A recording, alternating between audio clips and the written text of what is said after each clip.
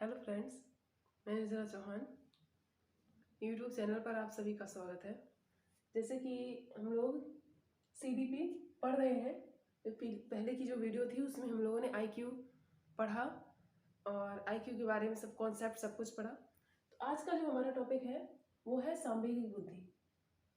तो हम सांवेगिक बुद्धि के बारे में पढ़ेंगे और आप लोग कमेंट करके ज़रूर बताएं आप लोगों को हमारी वीडियो कैसी लगती है। लाइक, शेयर और चैनल को सब्सक्राइब करें जिससे कि आप लोगों के पास ऐसी वीडियो पहुंचती रहें। और तो आज का जो टॉपिक है वो है सांवेगिक बुद्धि। इसके बारे में हम पढ़ेंगे। सांवेगिक बुद्धि को इंग्लिश में इमोशनल इंटेलिजेंस बोलते हैं, इमोशनल इंटेलिजेंस। तो जो ये सांवेगिक बुद्धि है, इमोशनल इंटेलिजेंस का जो कॉन्सेप्ट है,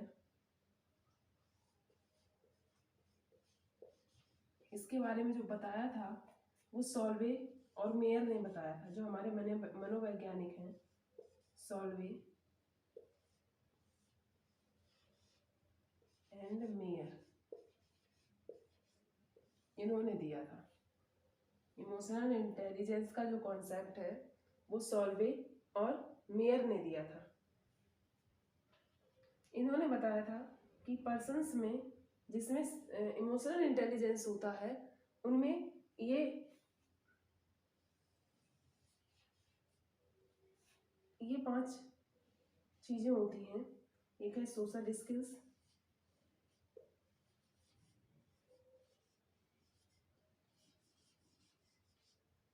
दूसरा है self awareness,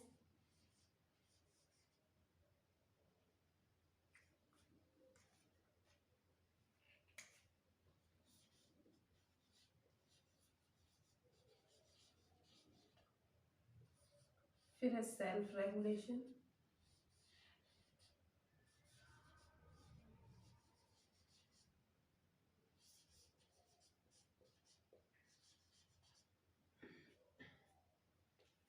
empathy,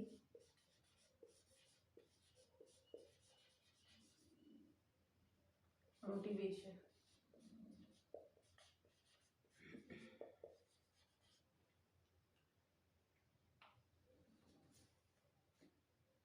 social skills सामाजिक कौशल,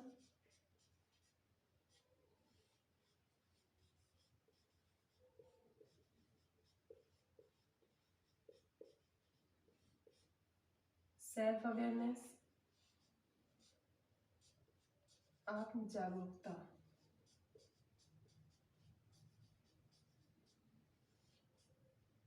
सेल्फ रेगुलेशन स्वनियमन,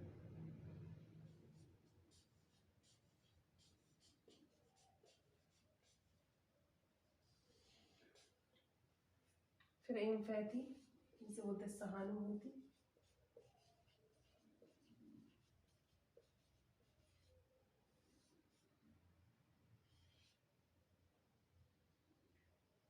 मोटिवेशन तो हमें प्रेरणा,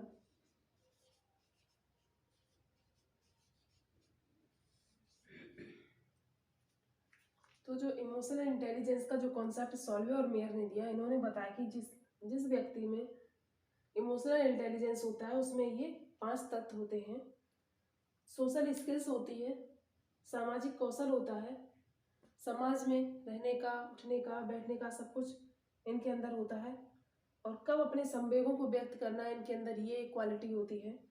सेल्फ अवेयरनेस होता है, आत्म जागरूकता होती है, खुद में कुछ करने की जागरूकता होती है। सेल्फ रेगुलेशन होता है, इन्हें अपने आप में कंट्रोल होता है कि कोई भी संवेग आया तो कौन सी जगह पे कौन सा संवेग दिखाना है या नहीं दिखाना है, ये इनके अंदर ये कंट्रोल होता है, सेल्फ रेगुलेशन होता है। एम्पैथी सहानुभूति, सहानुभूति भी होती है, दूसरों की सिचुएशन को समझते हैं। मोटिवेशन अप्रेरणा होती है, इनके अंदर मोटिवेशन अप्रेरणा, खुद में अंदर से अप्रेरणा होती है, मोटिवेशन खुद में होते हैं। तो ये सांवेगिक बुद्धि का है। फिर उसके बाद में है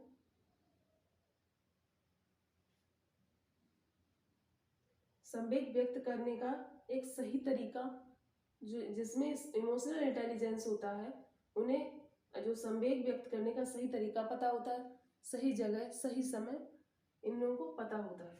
और ये 5 ये तत्व होते हैं इनके अंदर, 5 चीजें ये होती हैं।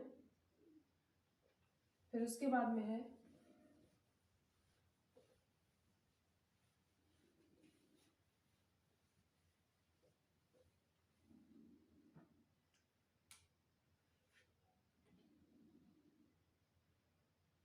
कॉग्निशन,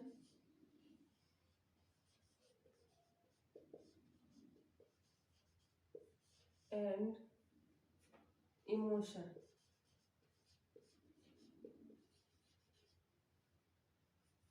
संज्ञान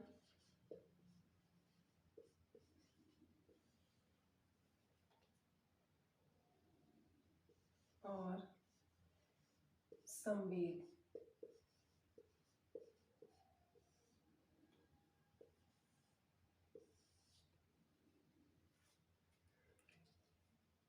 संज्ञान और संवेग के बारे में, संज्ञान तो जैसे हमारे ब्रेन माइंड से रिलेटेड है, इमोशन संवेग है, इमोशंस होते हैं हमारे, वो है। कहा गया है ये दोनों एक दूसरे से रिलेटेड होते हैं, इंटर रिलेटेड होते हैं।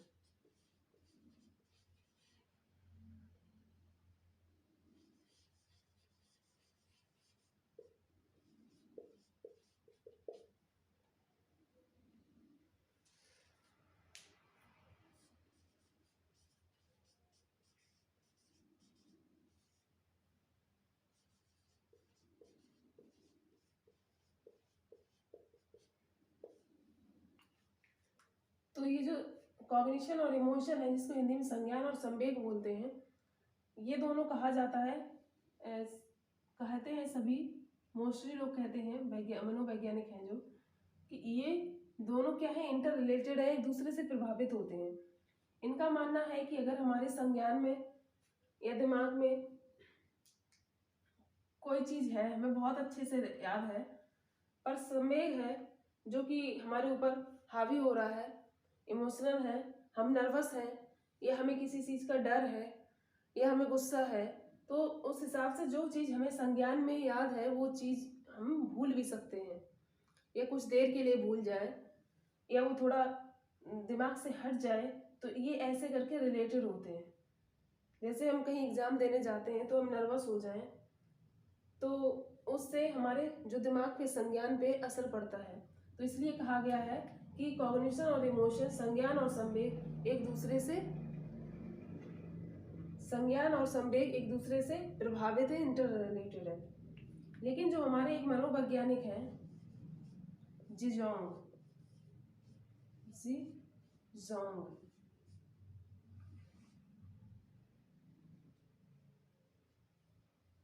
जिजोंग है, इन्होंने कहा है कि ये जो संज्ञान और संवेग है, जिजोंग ने कहा है, जिजोंग के अनुसार संज्ञान व संवेग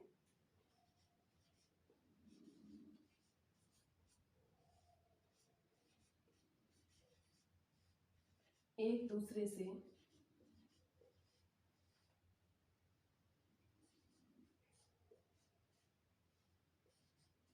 स्वतंत्र है।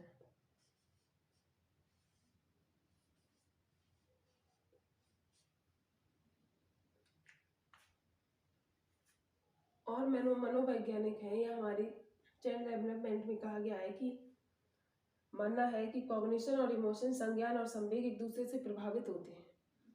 अगर हमारे इमोशंस हावी हैं तो हमारे संज्ञान पर इफेक्ट पड़ता है।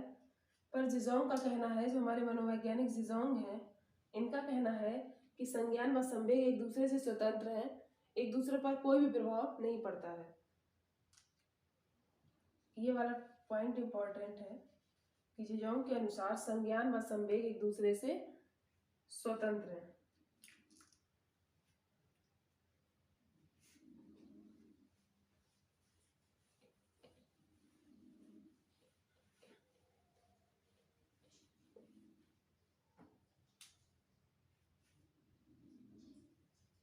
एक हमारे मनोवैज्ञानिक है रेन ज्वेली,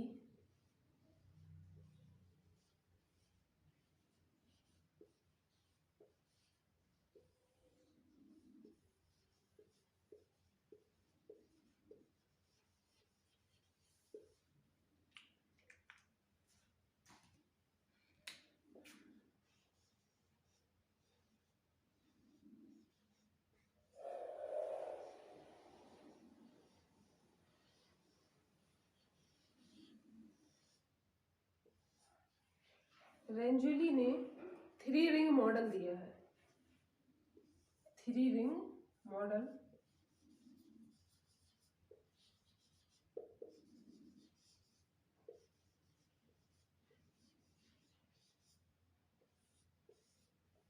इसको एग्जाम में पूछ लेते हैं कि रेंजुली ने 3 रिंग मॉडल दिया है, या 3 रेक्टेंगल मॉडल है, या 3 ट्राइंगल मॉडल है।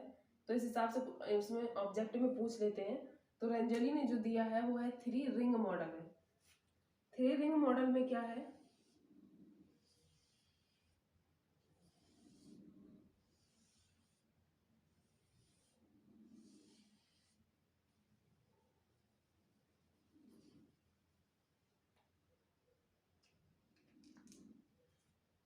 जो हमारे गिफ्टेड चिल्ड्रन हैं, जो प्रतिभाशाली बच्चे हैं, उनमें क्या होता है, एवं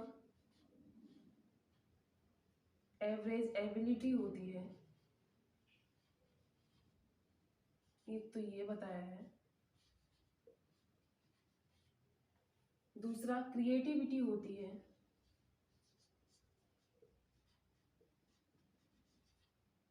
तीसरा टास्क कमिटमेंट होता है।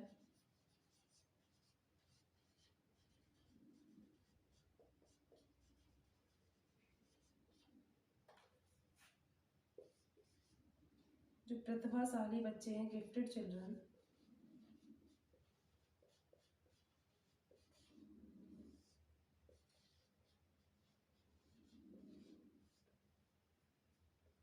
रेंजुली ने जो 3 रिंग मॉडल दिया है उसमें इन्होंने बताया है कि जो हमारे प्रतिभाशाली बच्चे गिफ्टेड चिल्ड्रन होते हैं उनमें ये 3 क्वालिटी होती है। एक एबव एवरेज एबिलिटी होती है। एबव एवरेज एबिलिटी, योग्यता इनके अंदर बहुत अधिक होती है। फिर उसके बाद में क्रिएटिविटी, जिसे रचनात्मकता बोलते हैं, क्रिएटिव होते हैं, किसी काम को करने, नया काम करने के लिए, नए तरीके से पढ़ने के लिए क्रिएटिव होते हैं। तीसरा होता है टास्क कमिटमेंट। टास्क कमिटमेंट का मतलब है कि इन्हें कोई भी कार्य पूरा करने के लिए ये पूरे मन से काम करते हैं, दिन रात, या इनको मतलब अगर ये ठान लें हमें ये पूरा करना है तो ये उसे पूरा करते हैं। तो ये टास्क कमिटमेंट भी होता है। तो ये रेंजुली ने कहा है 3 रिंग मॉडल में कि एबव एवरेज एबिलिटी होती है, जो गिफ्टेड चिल्ड्रन है, प्रतिभाशाली बच्चे हैं, क्रिएटिविटी होती है और टास्क कमिटमेंट होता है। 3 रिंग मॉडल रेंजुली, मनोवैज्ञानिक है रेंजुली, इन्होंने दिया है।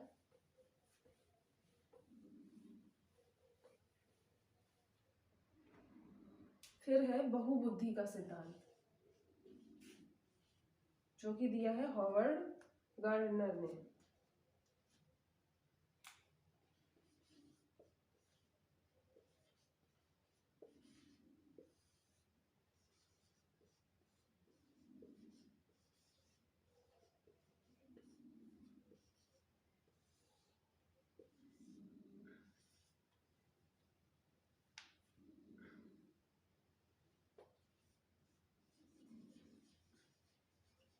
Theory of multiple intelligence.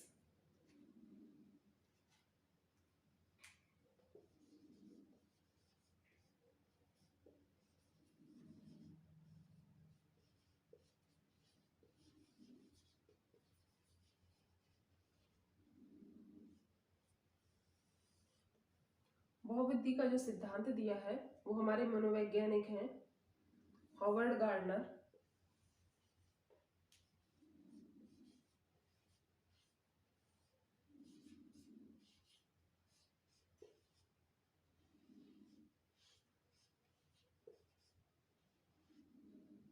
Howard Gardner ने दिया है।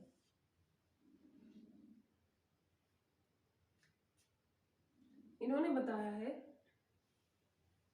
बुद्धि कोई एक प्रकार की नहीं होती है, सभी की बुद्धि एक जैसी नहीं होती है, उसकी एक क्षमता नहीं होती है। इसलिए इन्होंने हॉवर्ड गार्डनर ने बहुबुद्धि का सिद्धांत दिया है कि सभी की बुद्धि एक प्रकार की नहीं होती है, उसकी एक क्षमता नहीं होती है। तो उन्होंने कुछ 8 टाइप बताए हैं, 8 हैं, 8 टाइप्स।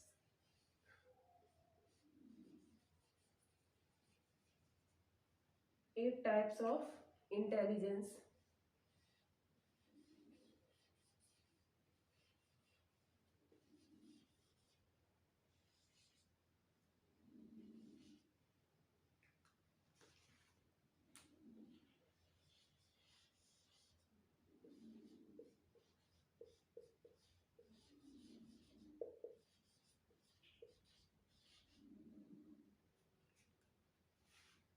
बहुबुद्धि का सिद्धांत हॉवर्ड गार्डनर ने दिया है और इन्होंने इंटेलिजेंस के बुद्धि के 8 टाइप्स बताए हैं। तो हम इसके बाद वो 8 टाइप्स देखेंगे। ये पूछा भी जाता है।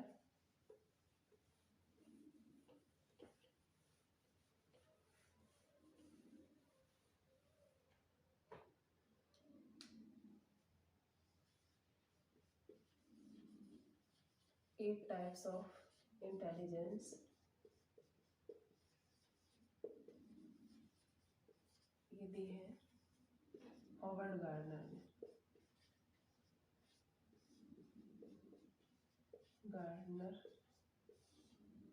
Howard gardener.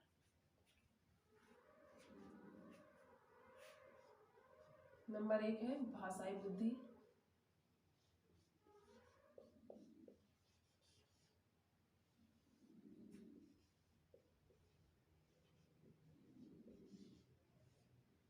जिसे इंग्लिश में लिंग्विस्टिक इंटेलिजेंस बोलते हैं। भाषाई बुद्धि में क्या होता है, जो लोग भाषा बोलने में और समझने में अच्छे होते हैं, जैसे राइटर लिख लेते हैं, भाषा जब बोलेंगे अच्छी तो लिख भी लेंगे, समझेंगे। रीडिंग में, लिसनिंग में, डिबेट करने में, डिस्कशन करने में, इन सब में अच्छे होते हैं, वो लोग भाषाई बुद्धि में आते हैं, लिंग्विस्टिक इंटेलिजेंस में आते हैं।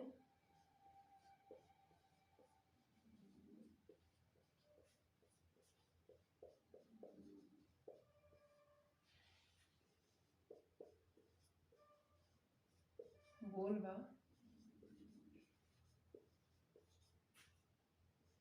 भाषा बोलने व समझने में,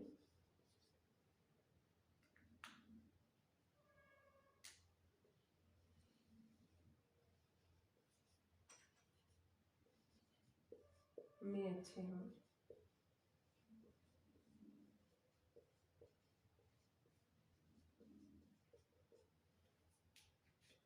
भाषा के को बोलने में और समझने में इनकी जो समझ है वो अच्छी होती है। तो इसमें जो लोग आते हैं वो एग्जाम्पल है, राइटर हो गया,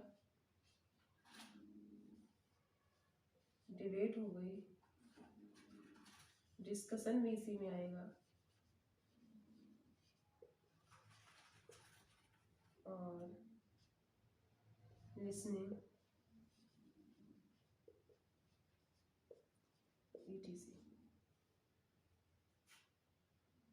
तो भाषा की समझ में जो अच्छे होते हैं वो भाषाई बुद्धि में आते हैं। डिबेट करना, डिस्कशन करना, या राइटर, ये सब इसी में आते हैं। दूसरा है तर्क पूर्ण या गणितीय बुद्धि।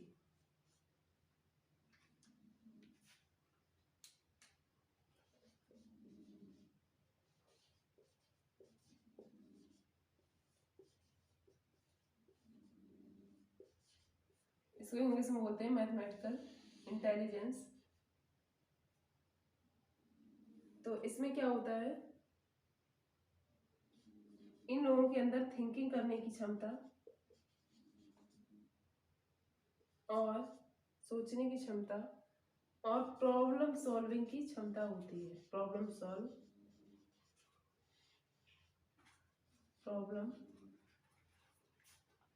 सॉल्विंग,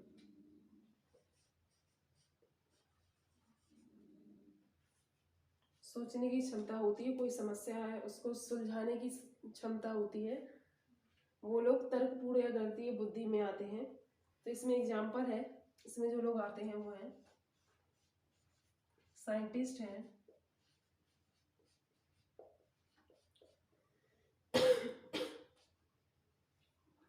जो नोबेल पुरस्कार विनर होते हैं वो भी इसी में आते हैं।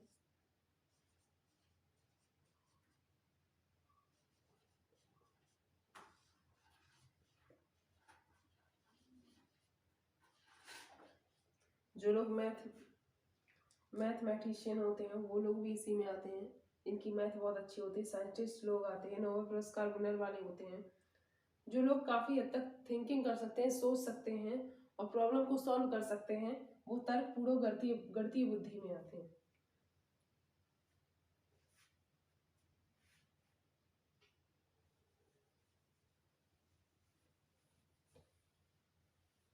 फिर उसके बाद में है स्थानिक बुद्धि।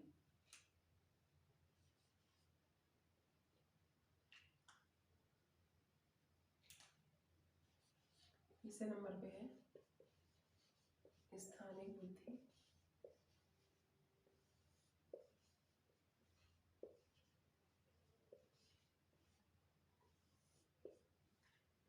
स्थानिक बुद्धि में होता है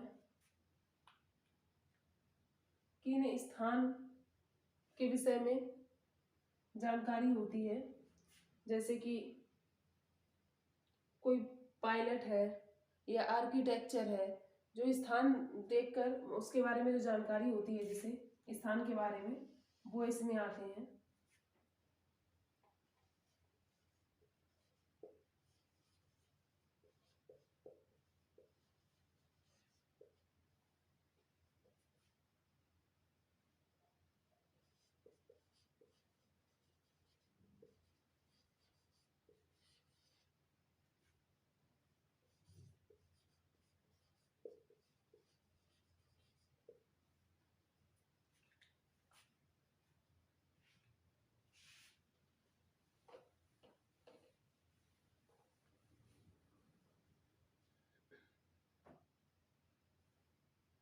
स्थानिक बुद्धि में स्थान देखकर या जो कुछ भी पैटर्न बनाते हैं ये, उस स्थान के बारे में समझ होती है, डेकोरेटर है, तो ये सब स्थानिक बुद्धि में आते हैं। तो इसके जो एग्जाम्पल है वो है पायलट, पायलट भी आता है।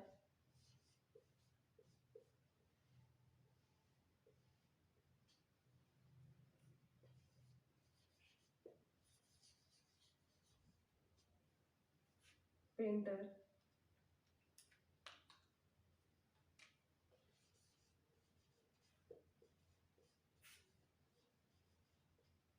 आर्किटेक्ट,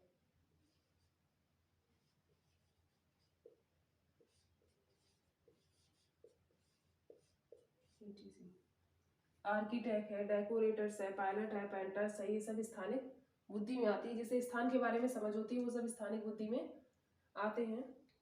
उसके बाद में फोर्थ नंबर है संगीतीय बुद्धि।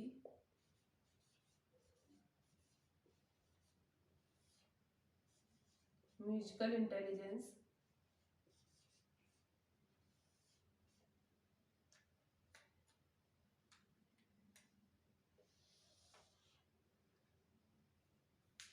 जिसकी म्यूजिक में या संगीत में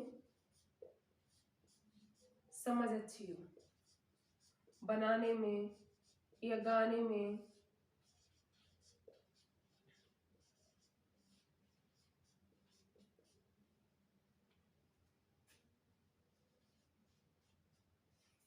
किसी गाने को, संगीत को प्रोड्यूस करने में, प्रोड्यूसर इसमें आते हैं। क्रिएट करने में क्रिएटर,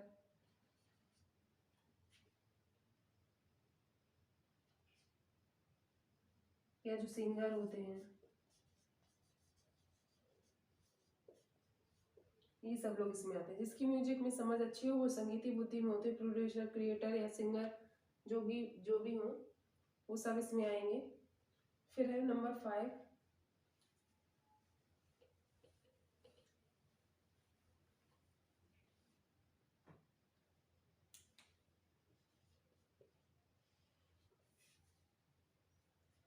शारीरिक,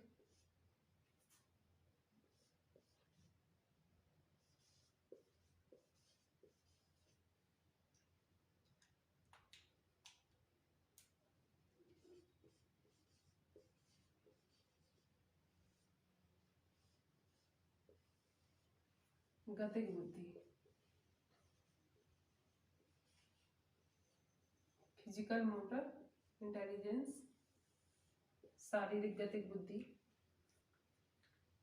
इसमें क्या होता है, इसमें वो लोग आते हैं उनकी शारीरिक गति के बारे में जो समझ अच्छी होती है। इसका मतलब है डांसर्स हैं या एक्टर्स हैं या एथलीट्स हैं, स्पोर्ट्समैन हैं, इनके अंदर क्या होता है, फ्लेक्सिबिलिटी होती है, फ्लेक्सिबिलिटी होती है। जो शारीरिक गतिक बुद्धि में अच्छे होते हैं, फ्लेक्सिबिलिटी होती है।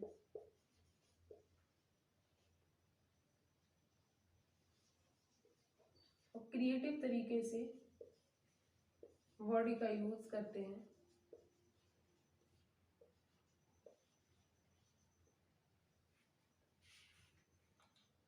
तो इसमें जो लोग आते हैं वो हैं एग्जाम्पल में एथलीट्स हैं, एक्टर्स हैं और स्पोर्ट्समैन हैं।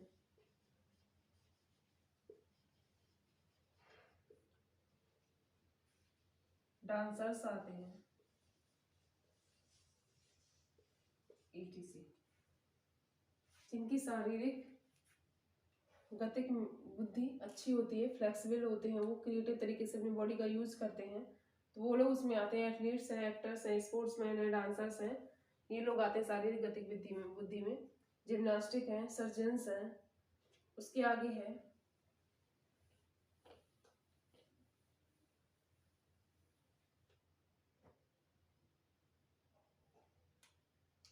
नंबर 6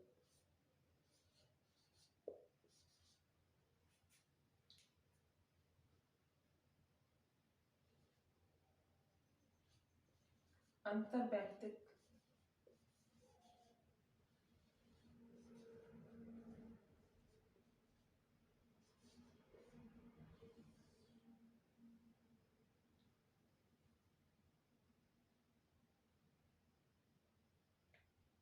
अंतर्वैयक्तिक बुद्धि में क्या होता है कि इसमें दूसरों को समझने की बुद्धि होती है, दूसरों को समझने की क्षमता होती है।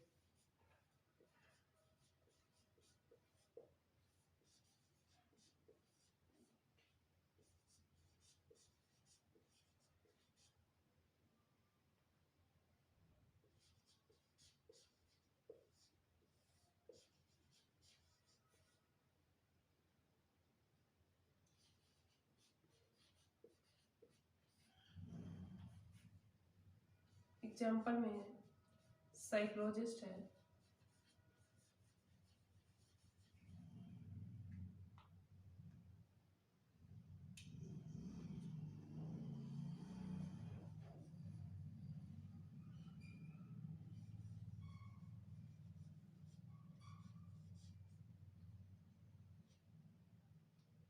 पॉलिटिशियंस हैं,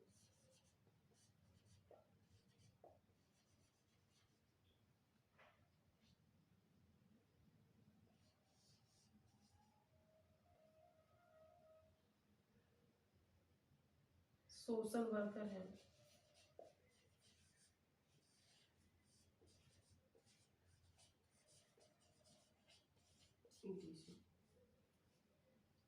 अंतर्वैयक्तिक बुद्धि इंटरपर्सनल जो इंटेलिजेंस है, वो दूसरों को समझने की जो क्षमता रखते हैं, वो इसमें आते हैं अंतर्वैयक्तिक बुद्धि या इंटरपर्सनल इंटेलिजेंस में आते हैं। इसमें साइकोलॉजिस्ट आते हैं, दूसरों को समझ लेते हैं, पॉलिटिशियंस आते हैं, सोशल वर्कर्स आदि आते हैं इसमें। फिर उसके बाद में एक इंटरपर्सनल, एक है इंट्रापर्सनल, जिसको बोलते हैं अंतः वैयक्तिक बुद्धि, अंतः वैयक्तिक बुद्धि।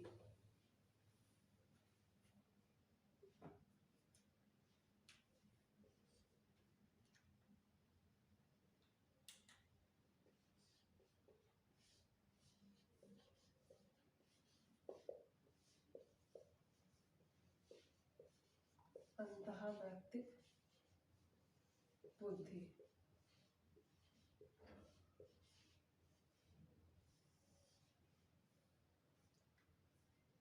इसको बोलते हैं इंट्रापर्सनल इंटेलिजेंस। अंतर्वैयक्तिक को बोलते हैं इंटरपर्सनल और अंतःवैयक्तिक को बोलते हैं इंट्रापर्सनल। इसमें क्या होता है, अंतर्वैयक्तिक में बुद्धि में था दूसरों को समझने की क्षमता, और इसमें क्या होता है, स्वयं को समझना, अंतःवैयक्तिक स्वयं को समझना, स्वयं को समझने की क्षमता या समझना।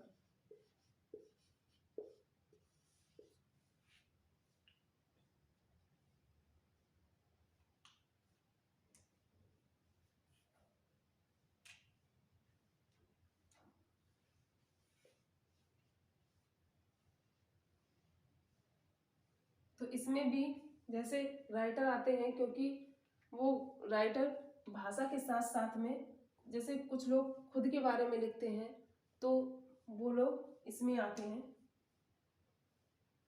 आइडेंटिफाई करते हैं खुद को।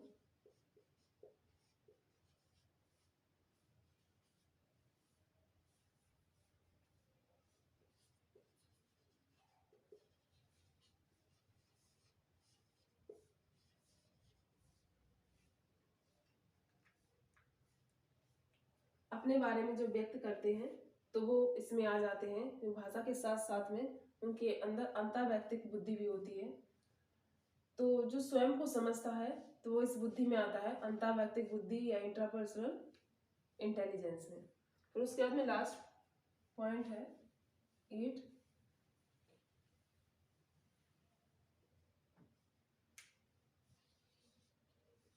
प्राकृतिक बुद्धि।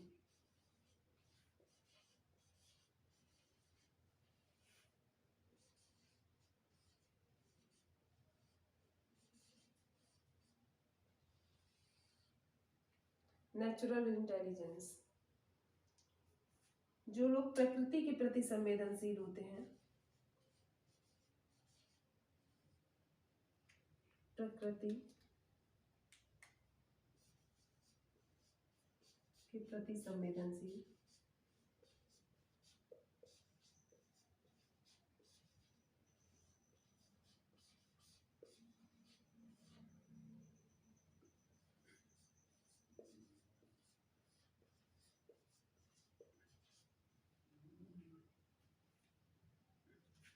इसमें आते हैं, एग्जाम्पल है जैसे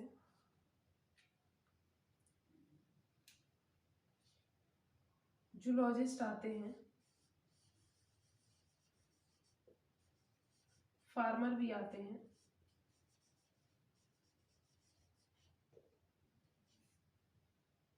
और जो लोग टूरिस्ट होते हैं, हंटर्स, तो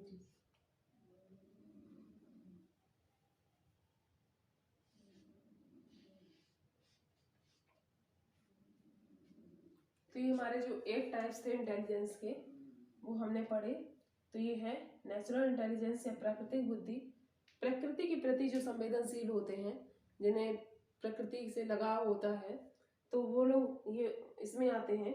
और इसमें जो कुछ एग्जाम्पल है, ये लोग भी आते हैं, जूलॉजिस्ट हैं, फार्मर हैं, टूरिस्ट हैं और बॉटनिस्ट हैं, ये लोग भी इसमें आते हैं। तो ये हमारे जो है बुद्धि के 8 टाइप्स रहे। और इसके आगे का जो टॉपिक है वो हम आगे वीडियो में पढ़ेंगे। आप लोग कमेंट करके बताएं आप लोगों को हमारी वीडियो कैसी लगी, और लाइक, शेयर और चैनल को सब्सक्राइब करें।